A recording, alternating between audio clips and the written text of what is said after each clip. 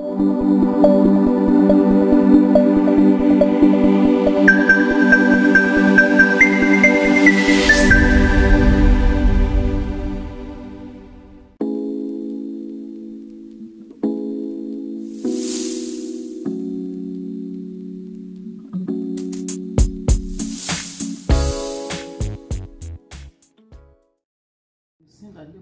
much interrupted education in the past that it's now has affected our children, and we don't want that anymore.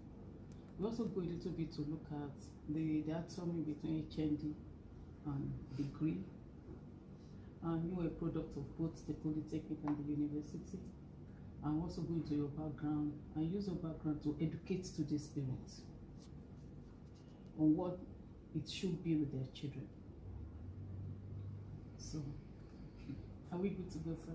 Okay, well, I'll try my best.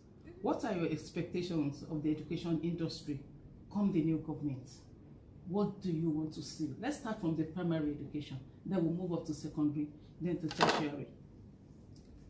Well, thank you for having me. I want to say that at the moment, the education industry is at the lowest ebb, particularly the tertiary. The primary and secondary have had no major impact in the last few years, let me say. But it doesn't mean that all is well with those sectors as well. The primary education thing, we have not seen the impact of the government policies, or we are not seeing those impacts directly. The major thing that I can recount that the government has been pushing as far as primary education is concerned is the issue of meal for students, 1 meal a day, I think like that, and whether we're going to attract them to stay in school or something like that. But then, that is not everything, because the foundation in education is built right from primary school. So if the foundation is not properly built, you cannot expect the product of the whole industry to be up to the requirement. Of course, there will always be those who excel, but generally speaking, things will not really go well. So I want to say that we need to review, or the government will need to review the whole education sector as coming fully into both primary and secondary schools. And that has changed, or is changing, let me put it that way, the horizon in those two segments. Number one, even if for the metropolitan areas, definitely the impact of private primary and secondary education is far higher than that of the public sector, in the sense that there are more private institutions for primary and secondary educations in metropolis. It's only in the rural communities that the ratio is vast. It's what it used to be, where it's more governmental than private sector. So the impact of the private sector in the primary and secondary educations has to be looked at properly. And this has to be in terms of regulation. There will be a need to properly regulate those sectors to ensure that the policy is being driven without really obstructing the situation, because people don't believe, or people over the years have lost confidence in government primary and secondary educations, and so believe in spending some money to educate their children. And that's why people pay as high as millions for secondary and primary education for their children.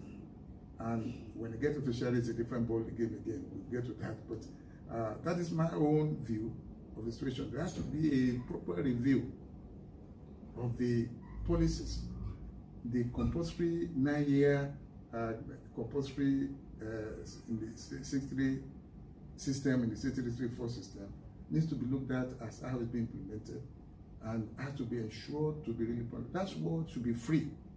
That is what Constitution says must be free. the first 9 years of education must be free and must be made really compulsory and free and properly handled. I think that's the foundation. Once that foundation can be properly put in, I think the remaining thing will take care of itself. Because as I said, if foundation is not there, if you look at what goes on in the developed world, issues of artificial intelligence, ICT, and all those things are put in at the primary level. The concepts, the basic things are already known by kids at this stage. They play with things, they do with things, everything are known. And so their developmental situation in terms of going into developing things and using technology and all that now gets developed as they move on in the ladder of education. So that is the foundation, and that foundation must be properly looked at and seen that every Nigerian child is made to go through a free, compulsory 9 years of education and exposed to all the rudiments as stated in that policy.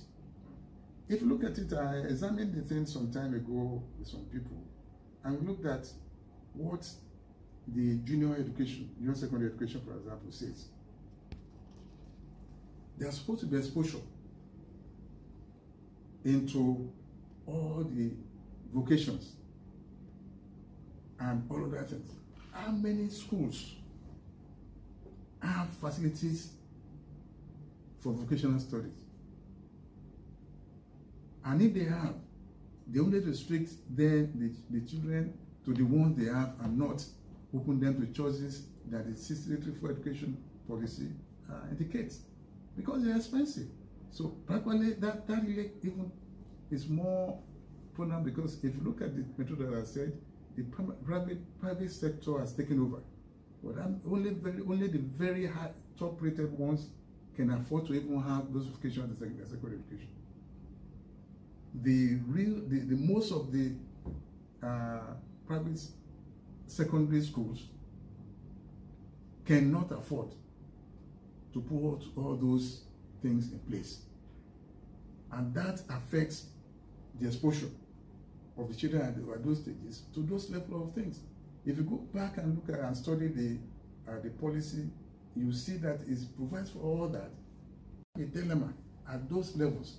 So if we say we want to do first 9 years compulsory free education, we must put facilities in and ensure that everybody can access those things.